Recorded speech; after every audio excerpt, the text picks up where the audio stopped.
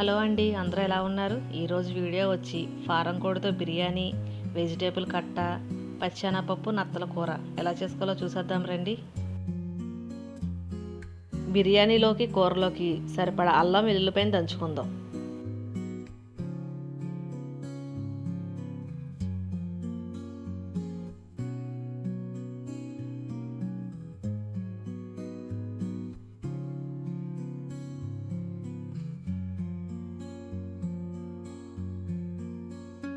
ఇలా మెత్తగా ముద్దలా దంచుకున్న దాన్ని ఒక ప్లేట్లో తీసి పక్కన పెట్టుకోవాలి.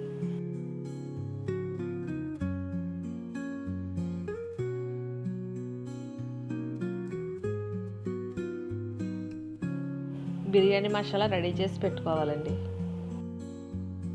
బిర్యానీలోకి ఒక ఉల్లిపాయ, ఒక 6 పచ్చిమిర్చి, ఒక పెద్ద సైజు టమాటా, కొంచెం కొత్తిమీర, పుదీనా కట్ చేసి పెట్టుకోవాలి.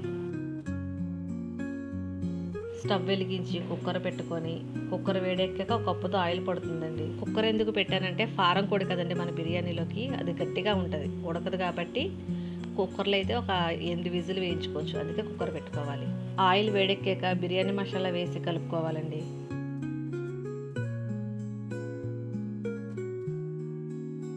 మసాలా వేగాక ఉల్లిపాయలు ఒక్కటే వేసుకొని బాగా వేపుకోవాలండి.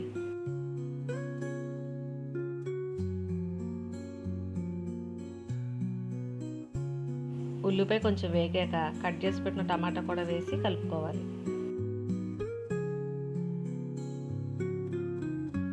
టమాటా కూడా మగ్గాక కట్ చేసి పెట్టుకున్న పచ్చిమిర్చి, కొత్తిమీర, పుదీనా వేసి బాగా కలుపుకోవాలి.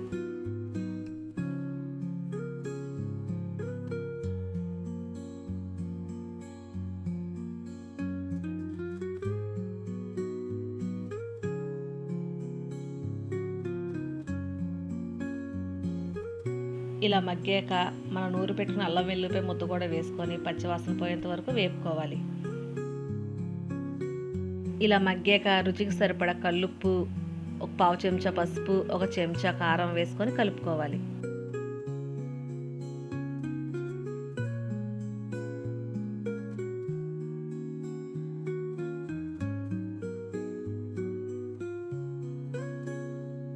ఇలా మగ్గిన దాంట్లో మనం కడిగి రెడీ చేసి పెట్టుకున్న చికెన్ కూడా వేసుకోవాలి.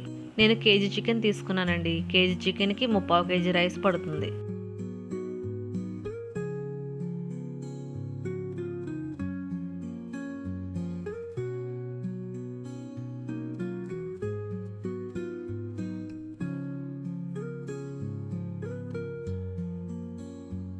ఒక చెంచా గరం మసాలా వేసుకొని కలుపుకోవాలి.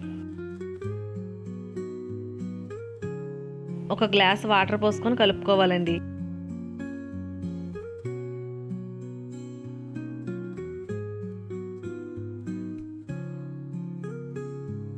ఇప్పుడు మూత పెట్టుకొని 8 విజిల్లు వచ్చేంత వరకు ఉడికించుకోవాలండి. అప్పుడే ముక్క మెత్తగా అవుతుంది. ఒకసారి ప్రెషర్ తీసుకొని మూత తీసుకొని కలుపుకుంటే మన కూర ఇలా రెడీ అయి ఉంటుందండి.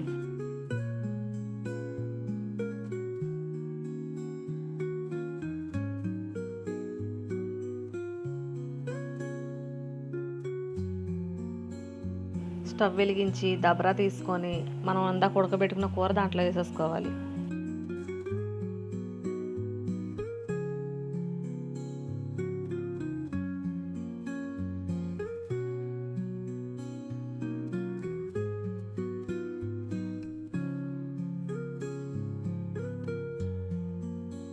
ఈ గిన్నెతో బియ్యం తీసుకున్నానండి. ఆ గిన్నెతోనే మళ్ళీ గిన్నెన్నర వాటర్ పోసుకోవాలి.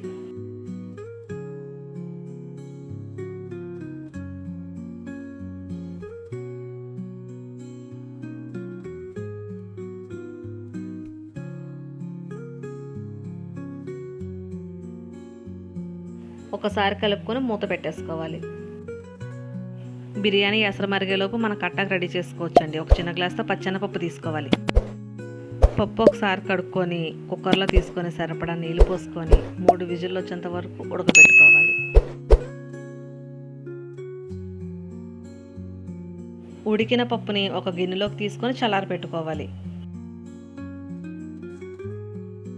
అదే కుక్కర్లో మనం కట్ చేసి పెట్టుకున్న కూరగాయ ముక్కలన్నీ వేసుకొని 2 విజిల్లు పెట్టుకోవాలి.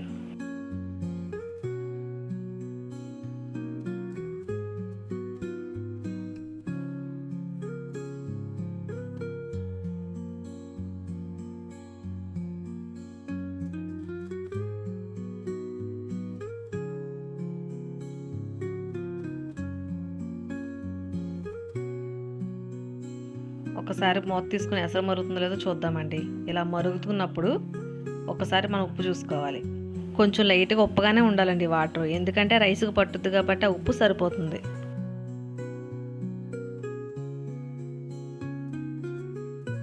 కడిగి 1 గంట ముందు నానబెట్టుకున్న బియ్యం వేసుకోవాలి.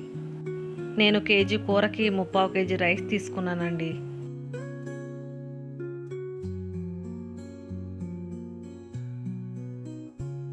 ఒకసారి కలుపుకొని మూత పెట్టేసుకోవాలి. బిర్యానీ రైస్ ఉడికేలోపు కట్టాక రెడీ చేసుకుందామండి. చిన్న నిమ్మకాయ అంతా చింతపండు తీసుకొని నానబెట్టుకోవాలండి.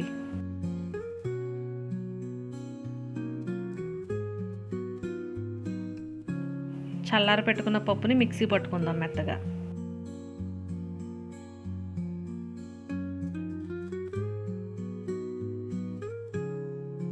కట్టా గిన్నె పెట్టుకోవాలండి. 1 చెంచా నెయ్యి, 1 చెంచా ఆయిల్ వేసుకోవాలండి.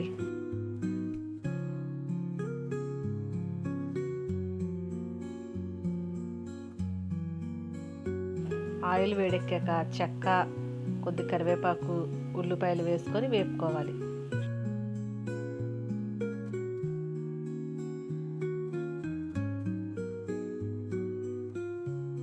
ఉల్లిపాయలు వేగాక ఇందాక ఉడకబెట్టుకున్న కూరగాయలు వాటర్ లేకుండా వేసుకొని వేపుకోవాలి.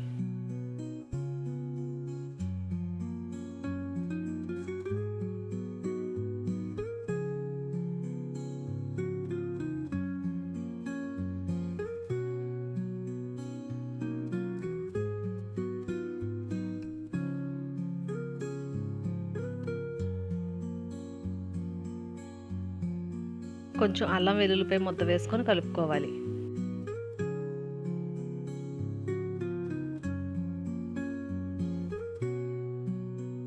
రుచికి సరిపడా ఉప్పు, 1/2 చెంచా పసుపు, 1/2 చెంచా కారం వేసుకొని కలుపుకోవాలి.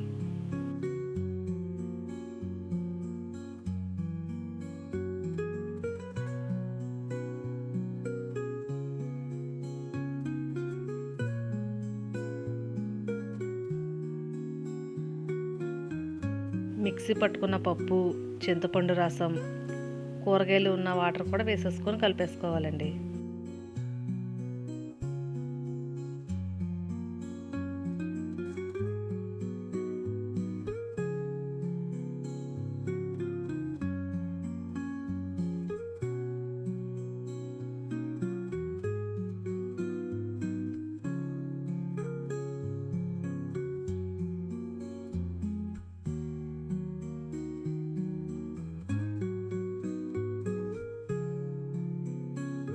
ఇలా మరుగుతున్నప్పుడు 1 చెంచా గరం మసాలా, కొద్దిగా కొత్తిమీర, పుదీనా వేసుకొని కొంచెం మరిగాక స్టవ్ ఆఫ్ చేసుకోవడమేనండి.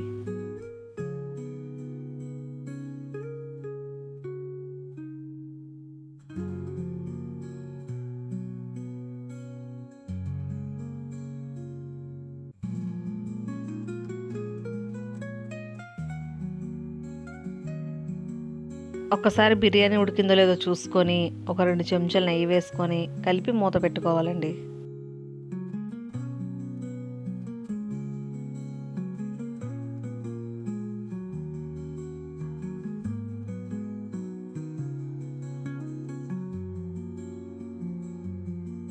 అంతేనండి, బిర్యానీ రెడీ అయిపోయింది.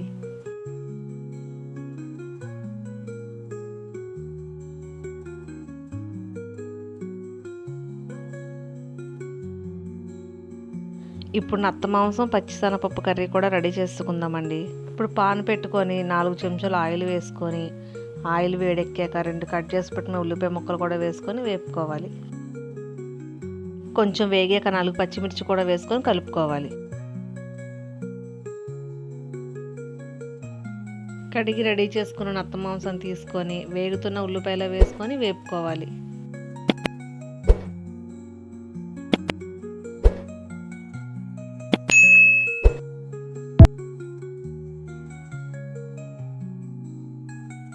ఒక గంట ముందు నానబెట్టుకున్న పచ్చిశనగపప్పు తీసుకొని వాటర్ లేకుండా తీసి వేసుకోవాలి.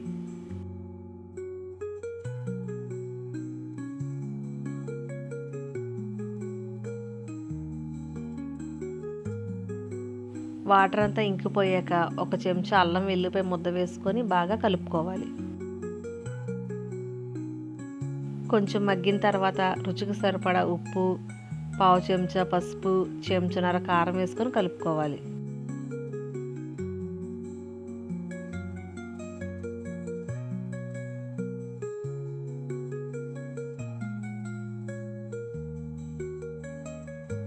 ఒక గ్లాస్ వాటర్ పోసుకొని కలుపుకొని మూత పెట్టేసుకోవాలి.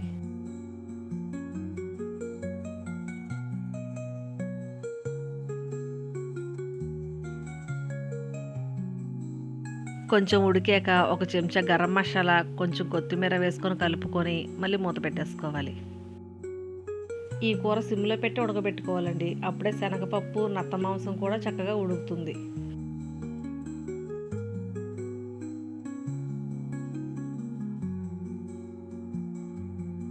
ఇలా దగ్గరికి అయ్యేంత వరకు ఉడికించుకోవాలండి. ఇప్పుడు కొంచెం కొత్తిమీర వేసుకొని స్టవ్ ఆఫ్ చేసుకోవాలి.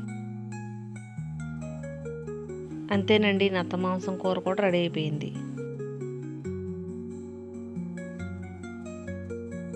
ఈ వీడియో కనుక మీకు నచ్చినట్టయితే లైక్ చేయండి, షేర్ చేయండి, సబ్స్క్రైబ్ చేయండి. Thank you.